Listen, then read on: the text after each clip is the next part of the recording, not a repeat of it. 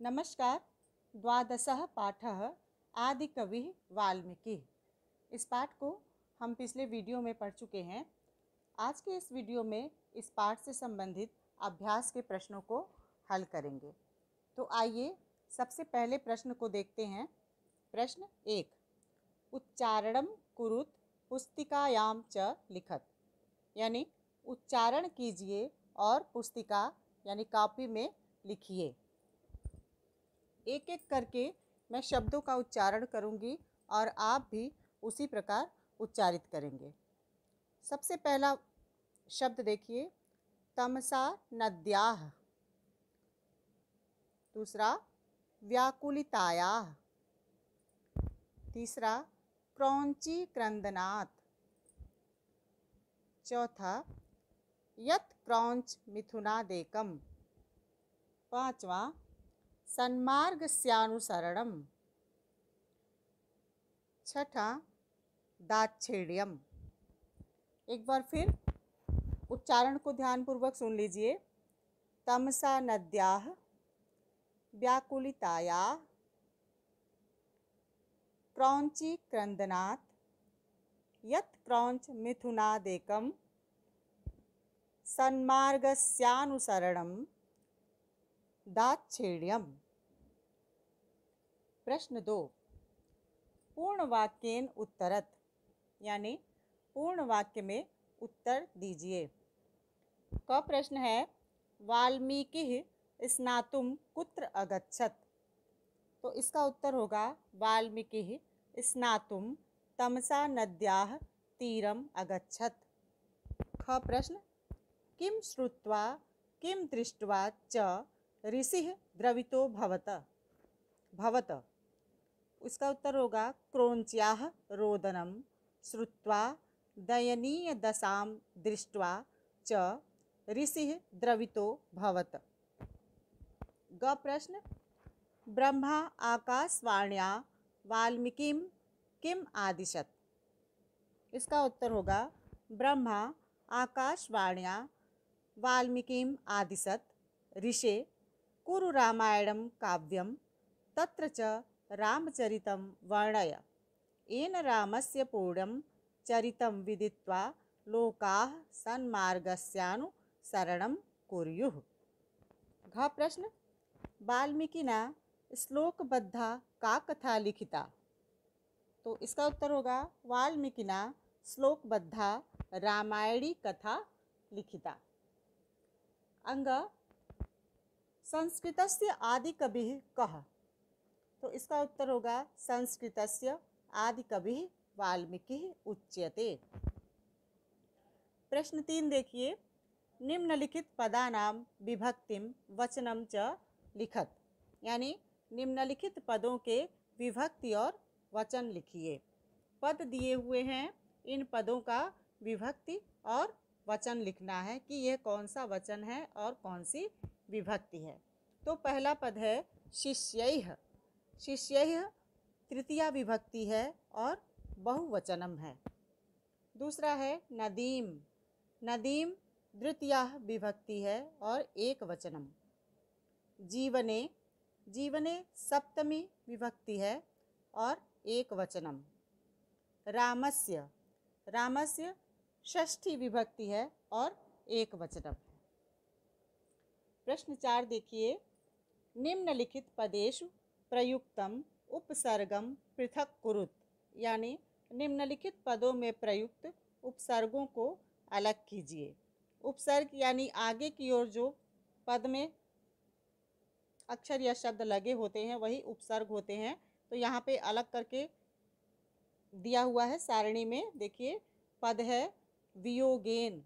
तो वियोगेन में योगेन शब्द है, इसमें वी उपसर्ग लगा हुआ है।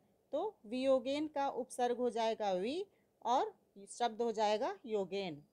अनुकरणम, इसमें अनु उपसर्ग लगा हुआ है और शब्द है करणम। अपमानम। अपमानम में अप उपसर्ग है और मानम शब्द है। आहारः में आ उपसर्ग है और हारः शब्द है। प्रश्न 5, संस्कृत भाषायाम अनुवादम कुरुत, यानी संस्कृत भाषा में अनुवाद कीजिए। क है सभी छात्र स्नान करने के लिए नदी के किनारे गए। तो इसका संस्कृत अनुवाद हो जाएगा सर्वे छात्राः स्नानाय नद्याः तीरम अगच्छन्। ख है वाल्मीकि रामायण में राम का चरित्र वर्णित है। तो इसका संस्कृत अनुवाद हो जाएगा वाल्मीकि रामायणे रामस्य चरितं वर्णितम् अस्ति। ग वाल्मीकि ऋषि ने क्रौंच का रोना सुना। तो इसका संस्कृत भाषा में अनुवाद हो जाएगा वाल्मीकि ऋषिः क्रौंच्याः रोदनम् अश्रुणोत्। घ है ब्रह्मा ने वाल्मीकि को आदेश दिया। तो इसका संस्कृत अनुवाद हो जाएगा ब्रह्मा वाल्मीकिम आदिशत। अंग महापुरुषों के चरित्र का अनुसरण करो। इसका संस्कृत भाषा में अनुवाद हो जाएगा महापुरुषाणाम चरितम अनुसरतु। प्रश्न 6 देखिए, मंजूषातः पदानि चित्वा वाक्यानि पूरयत। और बॉक्स में शब्द लिखे हुए हैं कवि पदम, ऋषि, क्रौंच पक्षिणम आदि कवि। प्रश्न है बॉक्स में से पदों को चुनकर वाक्य की पूर्ति कीजिए। यानी इस काले बॉक्स में जो लिखा हुआ है उसमें से पद चुन करके इन वाक्यों को पूरा करना है। तो क है पूरा वाल्मीकि नाम एकह आसीत। बीच में खाली स्थान है तो यहाँ इस खाली स्थान में भरा जाएगा ऋषि। तो ये वाक्य हो जाएगा पूरा वाल्मीकि नाम एकह ऋषि आसीत। ख है व्याधेन विद्धम एकम, फिर खाली स्थान है अपश्यत। तो यहाँ पर खाली स्थान पे क्रौंच पक्षिणम लिखा जाएगा, तब यह वाक्य हो जाएगा व्याधेन विधम एकम क्रौंच पक्षिणम अपश्यत। ग ततः प्रभृति ऋषिरयम, फिर ये खाली स्थान है प्राप्तः। तो यहाँ पर खाली स्थान में लिखा जाएगा कवि पदम, तब ये वाक्य हो जाएगा ततः प्रभृति ऋषिरयम कवि पदम प्राप्तः। घ अयम कविः संस्कृतस्य, खाली स्थान उच्यते। तो खाली स्थान में आदि कवि ये भरा जाएगा और यह वाक्य हो जाएगा अयम कविः संस्कृतस्य आदि कविः उच्यते। प्रश्न 7 है पदानि चित्वा कथाम पूरयत, यानी पदों को चुनकर कहानी को पूरा कीजिए। पद दिए हुए हैं दुर्दांत नामकः मारयति स्म बिडालकस्य कृत्वा अनयत कर्तुम उपेक्षाम दुखी मूषकाः समाप्ताः। इन पदों को उचित स्थान पे भरना है और इस कहानी को पूरा करना है। तो इस कहानी को ध्यान से देखिए और जो भी पद इसमें भरना है वह काले रंग से इसमें भर दिया गया है। ध्यान से देखिए आप। एकस्मिन् पर्वते दुर्दांत नामकः सिंहः निवसति स्म। सः मूषकैः पीडितः आसीत्। रात्रिकाले मूषकाः तस्य केशान् कर्तयन्ति स्म। प्रातः सिंहः केशान् अधः दृष्ट्वा दुःखी भवति स्म। एकदा सः मूषकानाम् उपायं कर्तुं संकल्पम् अकरोत्। चिन्तामग्नः सः वने बिडालकम् अपश्यत्। बिडालकेन सह मित्रतां कृत्वा स्वगुहां प्रति आनयत्। मूषकाः बिडालकस्य भयेन विवरेषु केवलं शब्दं कुर्वन्ति स्म। यदा क्षुधा पीडया मूषकाः बहिः आगच्छन्ति तदा बिडालकः तान् मारयति स्म। एवं शनैः शनैः मूषकाः समाप्ताः। स्वार्थै सिद्धे सिंहः बिडालकस्य उपेक्षाम् अकरोत्। समाजे स्वार्थिभिः सावधाना भवेम। तो इस कहानी का अर्थ यही है कि एक दुर्दांत नाम का सिंह था। तो वो जहाँ रहता था वहाँ वो एक चूहे से बहुत दुखी था। चूहा क्या करता था, रात में आता था और उसके बालों को काट देता था, और सुबह अपने कटे हुए बाल देख करके शेर को बड़ा दुख होता था।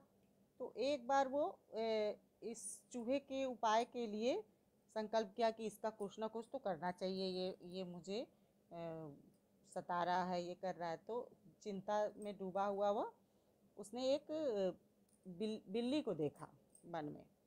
तो उस बिल्ली से उसने दोस्ती कर ली और दोस्ती करके उसे अपने गुफा में ले आया।